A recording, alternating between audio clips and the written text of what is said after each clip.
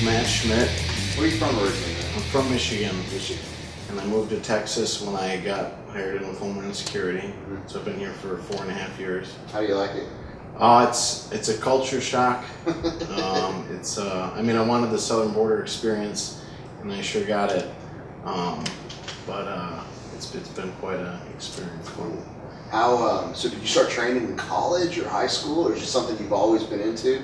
High school, that's when I started really getting into it. When I noticed that I kind of progressed faster than the other guys on the football team, and that kind of motivated me to push it more and more. And I fell in love with it right away. Was it the actual, building your body, or was it more the strength aspect at first? The strength always came natural, but I was always more interested in shaping and developing my body the way that I wanted it to look. Now, like competitively and starting to get into that world, did you start with powerlifting? Because I know you got some really big powerlifting accolades behind you. What are they? Where did you start with that? I started powerlifting. I was 18 years old. I did my first meet. The defensive coordinator on my football team suggested that I do a powerlifting meet because I was strong for my weight, and it was new to me. I trained for like 3 weeks specifically for that meet. I ended up placing 5th in the state. Was it like bench squat? Yeah, bench squat deadlift. And even though it was my first meet, they had these pedestals, the first place, second place, third place, and I was the 5th, the last guy, and I hated that feeling, being on the bottom. Even though it was my first meet, I promised myself I would never again. How old were you at that one? I was 18. 18. That was like the first one. That was the first one, and then every powerlifting meet I've done since then, I've broken 15 American records, 5 world records, and I've won the overall of every meet I've done except one. But I've always won my weight class since What are then. some of your best record lifts? My best squat and deadlift was the same meet. I did 733. My best bench in a meet was 463. Best total was 1906 at the 220 weight class. That's incredible, man. Raw. Now, I definitely think, my opinion is most guys that come from powerlifting with strong base backgrounds in powerlifting seem to be some of the baddest bodybuilders. They seem to have that raw thickness. Do you think it played a part? Absolutely. Having that balance and the knowledge of the training with the both and incorporating both of them has given me a huge benefit, I think, an advantage over a lot of the competitors. Whenever I go to a meet, I get a lot of comments about how thick and dense I am, and that's definitely attributed to my Yeah, I think you can just tell the difference in your physique, just the thickness, the density, it's just a rawness that a lot of guys that have just been bodybuilding and don't have that power background don't tend to have. Yeah. So you can definitely see it. Now, when did you put it all together, actually incorporating the 6 meals, the nutrition aspect, all that stuff? Were you in your teens still, or was it? I was in college. I was 20 years old, and my soon-to-be roommate, in the off-season, he had a big belly, and he said he had bodybuilded, and I didn't believe it. He showed me pictures, and I couldn't believe the transformation. And I thought, man, if you can go from that to that, imagine what I could do. So I saw him through an entire prep. I went to his show, and that was the first show I ever went to. Jay Cutler guest posed. It was in Kalamazoo, Michigan. And at that moment, I said, "This was made for me." What year was that? That was 2005, and then 2006, I did that same show. I won the weight class. I beat my roommate, same weight class, light heavy. He got 7th. I got 1st. There was 10 guys in the weight class, and that was every show I've done since then has been a little bigger, but nothing compares to that feeling, that unexpected feeling. Yeah, that's so cool. Yeah. Did your training start changing much after that in terms of your powerlifting training and stuff like that? Yeah. I started incorporating. That's when I started, going on YouTube and watching workouts from a lot of my idols and the pros, and incorporating a lot more supersets, volume training. And then I stopped eating. My metabolism was always pretty good, and I could, for the most part, eat almost whatever I wanted. I mean, I don't want to sound like I ate everything I wanted, but it was pretty. Were you always one of those guys that walked around with abs fairly lean in the stomach area? Yeah, especially without doing any cardio, and compared to what I was eating, I was in pretty good off-season condition. But after prepping for my first show, that was when I developed I did my first show when I was 21, and since then, I've just been on that meal program six times a day, and every year, improving it. So you went from the Kalamazoo show, which was Mr. Kalamazoo, and then what was your history after that? And then because you haven't been doing this a long time. No, it's only been like 3 or 4 shows after that, or something. Oh, a few. That was my first. I was 21. After that, I dealt with a health issue, ulcerative colitis. I had my colon removed, and then I didn't compete again until 2010. It was the same show, and then I won the overall.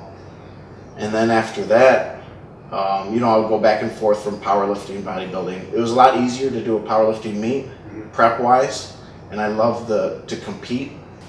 And my third show was the Mr. Laredo when I moved down here in 2014, and I ended up beating Mr. Mexico and former Mr. Mexico. They were both bigger, but I had that symmetry. I saw them backstage, and I was like, "There's no way! Like, I don't have a chance." Yeah. And then looking at pictures, and it's amazing what symmetry and aesthetics does. And at that moment, I realized I had something special, and that was my third show, and I've done 6 so far. And then that was third, and you did the Battle on the Bay, couple NPC shows. Qualified me for nationals. Placed 4th in my first nationals, which was apparently a pretty big deal. Yeah.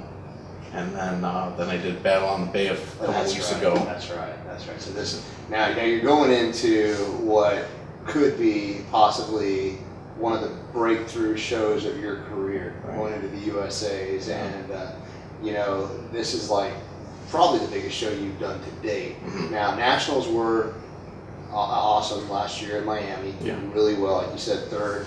Coming in and being able to do that the first time in is very respectable.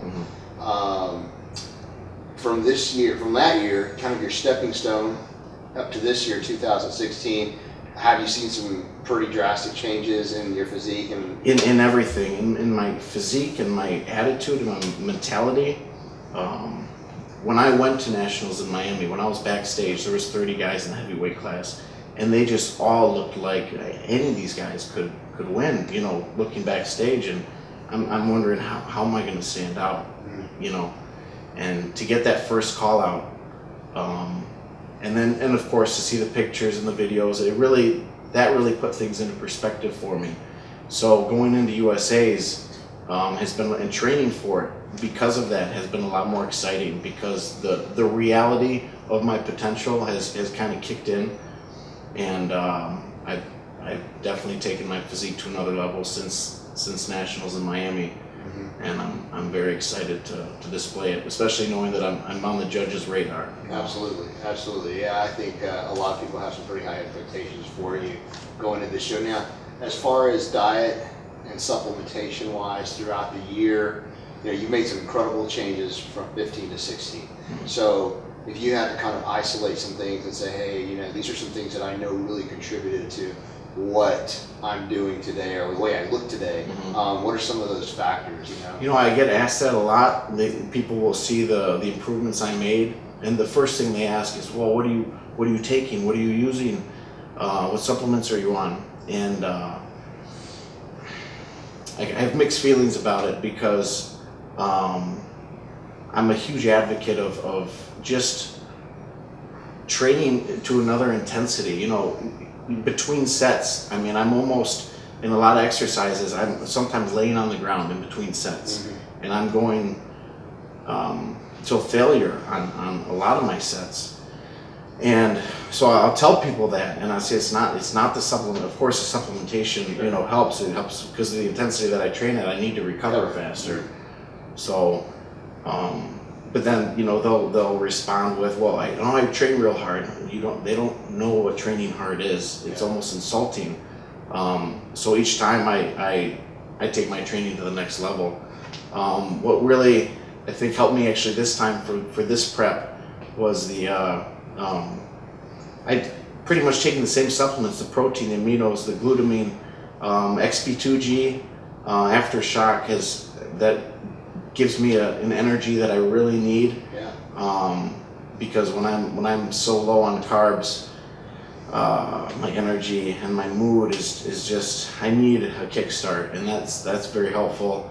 And also the caffeine in the new aminos, pre-workout, intra-workout, that's really helped me get through a lot of these intense sessions. I think that's a really valid point, because I get a lot of guys. It's funny. Okay, so I see guys on a daily basis, whether at work or different places throughout the company and stuff, and I see they talk about the training, and I'm taking this, whether it's a new SARM or creatine, da da da da, and yeah, they're making gains, but some of these guys I see at the gym, and I'm like you. I'm from an old school of training, just high intensity, balls to the wall. Pretty much every set's to failure. I don't know how to progress. It's just we're going to go in and kill it. And I don't see that when it comes to the training of most of these guys. No. It's just go in, do 10 to 12 reps, chill out, get on the phone, look around, look at Instagram and Facebook, then do another. I mean, if you're training hard, you should be in and out in 45, 50 minutes, and you shouldn't have time to get on your phone or even want to get on your phone. You know? So conversations, none of that. And I think a lot of people don't understand how relative intensity is, because I mean that's really the key to creating. It's kind of the catalyst for everything else to happen. If the intensity level's there, then the muscle's going to be broken down, then you can recover. And that's right, the supplements come in with recovery. But I think you hit the nail on the head. I look at the best bodybuilders that ever were, and the best bodybuilders that never were. And I look at like Dorian and Ronnie and even Phil and some of the guys, Jay. I mean, you have some intense training guys, whether their intensity is based on volume, which Jay was, or whether it was based on just sheer weight, like Ronnie and even Branch and some of those guys, just hardcore. The body on stage shows it. And you've got some other guys that had great potential. They never hit that intensity level. They were a little lazy in their training. Still look great, but it's just, that's the difference, I think. It's a big difference. No, they think it's the what can I take, what can I add to my supplementation that's going to take me to the next level, and that's not what it is. Well, in reality, everybody's doing the same thing. Everybody's taking the same proteins, everybody's taking the same supplements. I mean, there's nothing really different out there. Just quality of certain products maybe, but everybody's doing the same thing. I think when you get to that level, the two factors that you're looking at are genetics and your ability to block out pain and train hard. So I think those are probably definitely keys in your... Yeah, it's almost like they look for any excuse not to, and I've heard many times, well, don't you think you're overtraining? I mean, well look at me and look at you. You say you want to look like me, but overtraining, what is that? Maybe to you, but if you want... Yeah, it's a different body, and you probably also know your body too. You know when you're pushing the line, when you're redlining a little bit, you know when to pull back. Sure. But at the same time, your intensity level has to be... You have to push through that threshold. You got to know where that threshold is, and safely push through it. Now, diet, in terms of, what you're doing for this show compared to what you're doing for some of the last shows, anything different or pretty standard? Last show and all shows I did previously were a lot more low glycemic carbs. A lot of brown rice, sweet potato, and with my body, I've never messed around this long, and I'm a week out, and I'm intaking a lot of jasmine rice, and it tastes way better. My body responds a lot better. I stay more full, more vascular, so it's been more enjoyable, and the results have been better.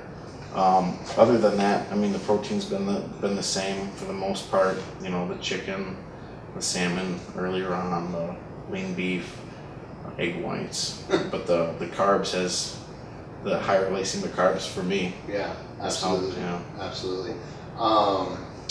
So today, we went through a training session, or you kind of went through just kind of a polish up session, just getting blood into the muscle. Yeah, nothing, had real lightweight, just to this was probably the first day that I dropped the weight down a little bit, just because I'm getting very, very fatigued. But all week I really pushed through as hard as I could, getting those, because these last 2 weeks, I would say, when you're feeling your worst, is very critical in maintaining that thickness and that fullness, because you can lose that pretty quick just by backing off a little bit. And I've gone too long and too far and too hard to let up these last couple of weeks. Absolutely. As far as, posing, anything differently you're doing this year, or Yeah, you'll see some things on stage that I did some modifications and some tweaks that works better for my body style. It's amazing what a little shift, a little twist can do to complement different people's physiques, and I'm getting more familiar with my body, which is. So going into this last week, last week before the USA's biggest show of your life, what are your thoughts? Like you said, I do feel the pressure's on. I do feel like there is a lot more expectations for me this year.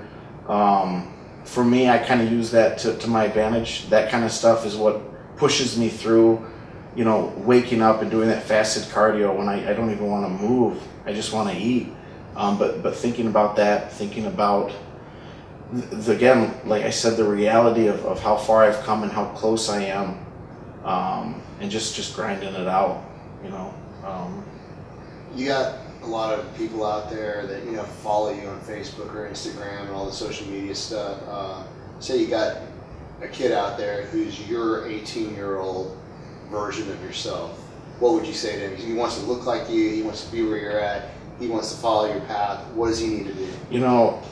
So many people want to jump from where they are to where they want to be, and for me, that in between phase is so important, mentally and physically, to get to where you are. Just enjoy the process. Enjoy developing and learning about your body and how it responds. Watch the pros, watch videos, incorporate different things, see what works for you. I think too many people try to ask too many different people,